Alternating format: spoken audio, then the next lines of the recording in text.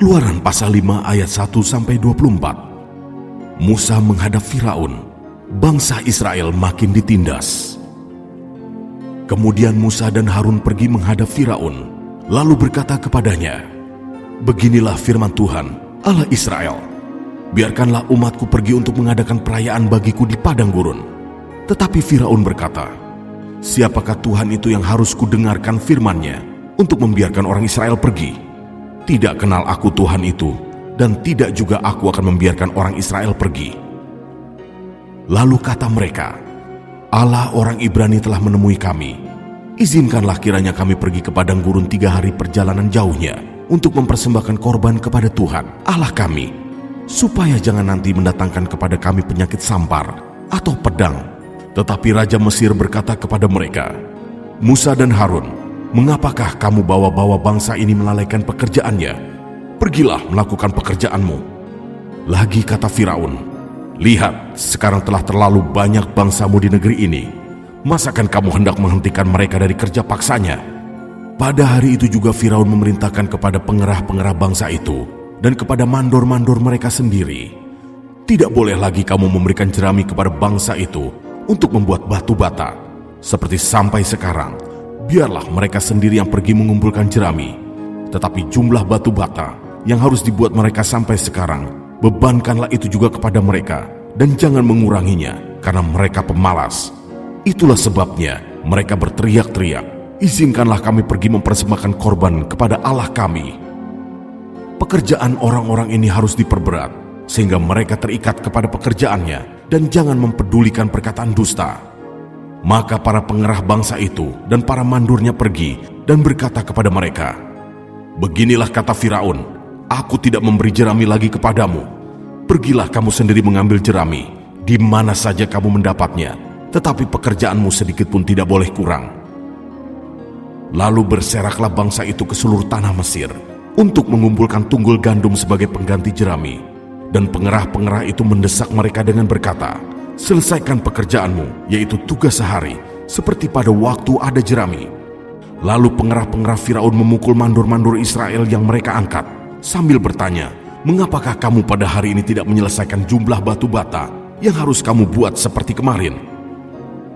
Sesudah itu pergilah para mandor Israel kepada Firaun dan mengadukan halnya kepadanya. "Mengapakah Tuanku berlaku seperti itu terhadap hamba-hambamu ini?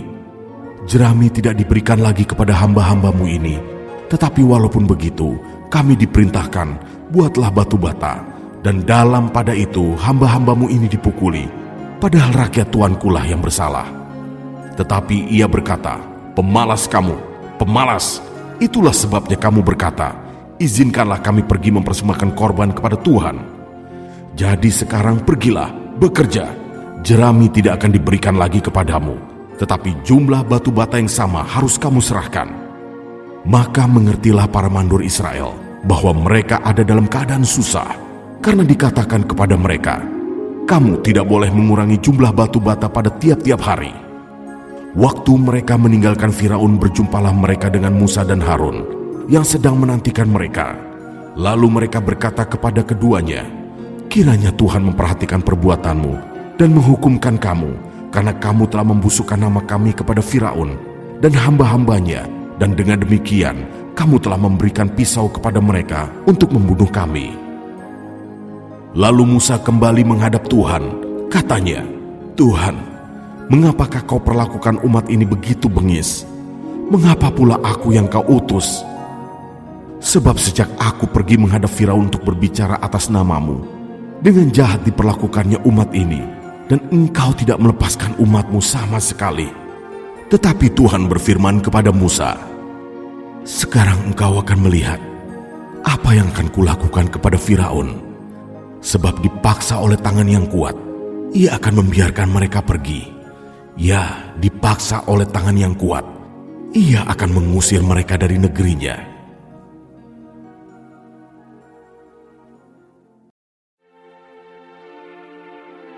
Keluaran pasal 6 ayat 1-12. Pengutusan Musa. Selanjutnya berfirmanlah Allah kepada Musa, "Akulah Tuhan, aku telah menampakkan diri kepada Abraham, Ishak dan Yakub sebagai Allah yang Maha Kuasa. Tetapi dengan namaku, Tuhan, aku belum menyatakan diri.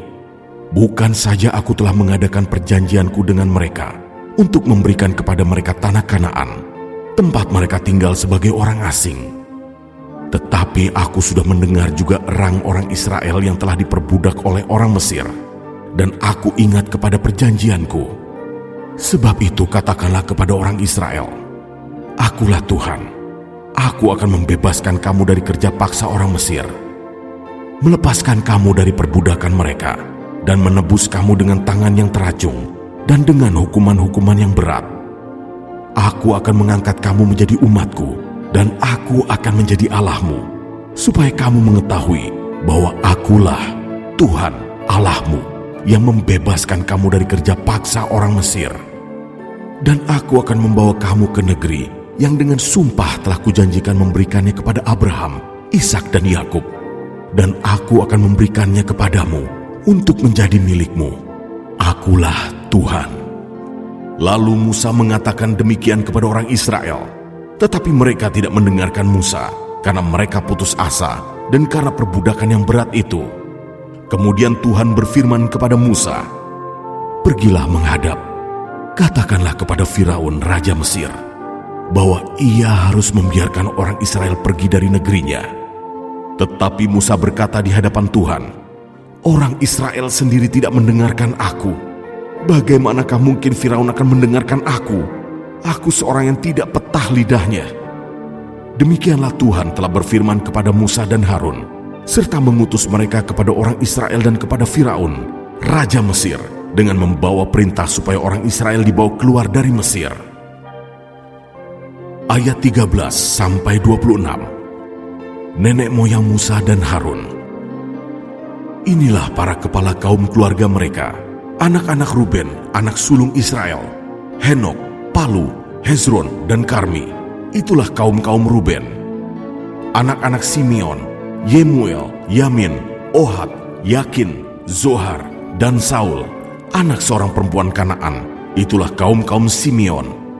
Inilah nama anak-anak Lewi menurut urutan kelahirannya: Gerson, Kehat, dan Merari. Umur Lewi 137 tahun. Anak-anak Gerson, Libni, dan Simei menurut kaum mereka. Anak-anak Kehat, Amram, Yezar, Hebron, dan Uziel. Umur Kehat 133 tahun. Anak-anak Merari, Mahli, dan Musi. Itulah kaum-kaum Lewi menurut urutannya. Dan Amram mengambil Yokebed, saudara ayahnya, menjadi istrinya, dan perempuan ini melahirkan Harun dan Musa baginya. Umur Amram 137 tahun. Anak-anak Yizar, Korah, Nefek, dan Zikri. Anak-anak Uziel, Misael, Elsafan, dan Sitri. Dan Harun mengambil Eliseba, anak perempuan Aminadab, saudara perempuan Nahason, menjadi istrinya, dan perempuan ini melahirkan baginya Nadab, Abihu, Eleazar, dan Itamar. Anak-anak Korah, Asir, Elkana, dan Abiasaf. Itulah kaum-kaum orang Korah. Eleazar, anak Harun, mengambil salah seorang anak perempuan Putiel menjadi istrinya, dan perempuan ini melahirkan Pinehas baginya. Itulah para kepala kaum keluarga orang Lewi menurut kaum mereka. Itulah Harun dan Musa yang diperintahkan Tuhan, bawalah orang Israel keluar dari tanah Mesir menurut pasukan mereka. Merekalah yang berbicara kepada Firaun, Raja Mesir, supaya mereka membawa orang Israel keluar dari Mesir. Itulah Musa dan Harun. Ayat 27-29. Musa menghadap Firaun. Pada waktu Tuhan berfirman kepada Musa di tanah Mesir, Tuhan berfirman kepadanya, "Akulah Tuhan. Katakanlah kepada Firaun, Raja Mesir, segala yang kufirmankan kepadamu." Tetapi Musa berkata di hadapan Tuhan, "Bukankah aku ini seorang yang tidak petah lidahnya? Bagaimanakah mungkin Firaun akan mendengarkan aku?"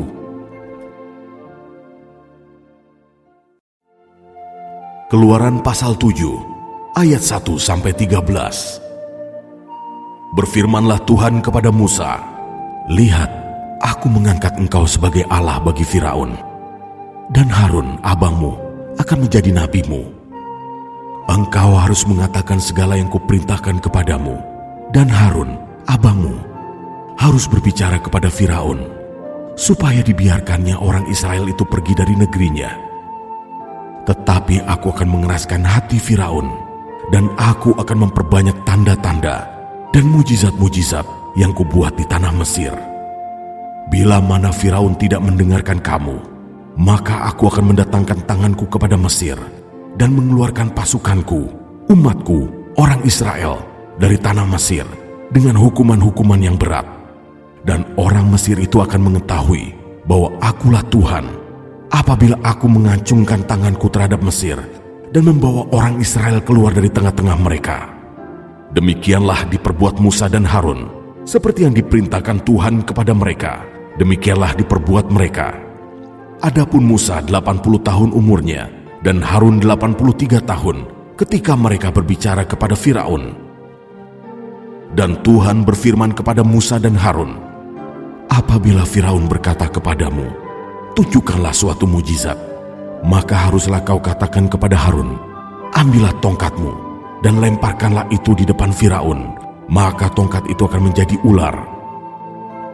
Musa dan Harun pergi menghadap Firaun, lalu mereka berbuat seperti yang diperintahkan Tuhan. Harun melemparkan tongkatnya di depan Firaun dan para pegawainya, maka tongkat itu menjadi ular. Kemudian Firaun pun memanggil orang-orang berilmu dan ahli-ahli sihir, dan mereka pun, ahli-ahli Mesir itu, membuat yang demikian juga dengan ilmu mantra mereka. Masing-masing mereka melemparkan tongkatnya, dan tongkat-tongkat itu menjadi ular, tetapi tongkat Harun menelan tongkat-tongkat mereka. Tetapi hati Firaun berkeras, sehingga tidak mau mendengarkan mereka keduanya, seperti yang telah difirmankan Tuhan. Ayat 14-25. Tulah pertama, air menjadi darah.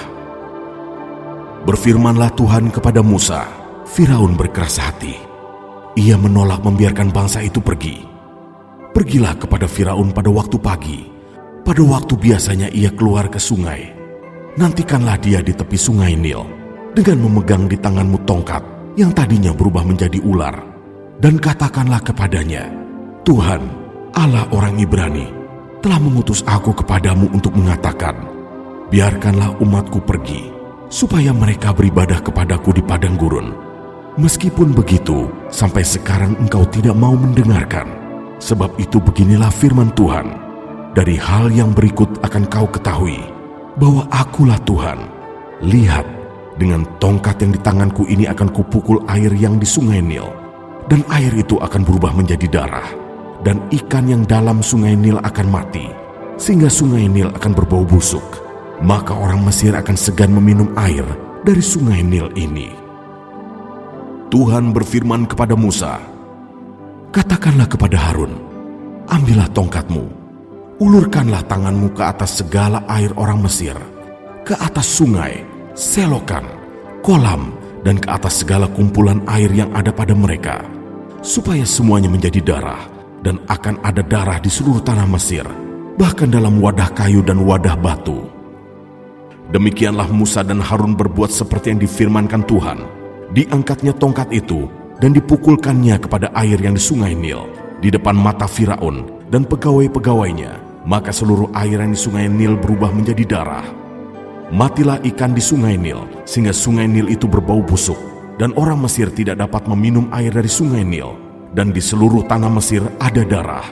Tetapi para ahli Mesir membuat yang demikian juga dengan ilmu-ilmu mantra mereka, sehingga hati Firaun berkeras, dan ia tidak mau mendengarkan mereka keduanya, seperti yang telah difirmankan Tuhan.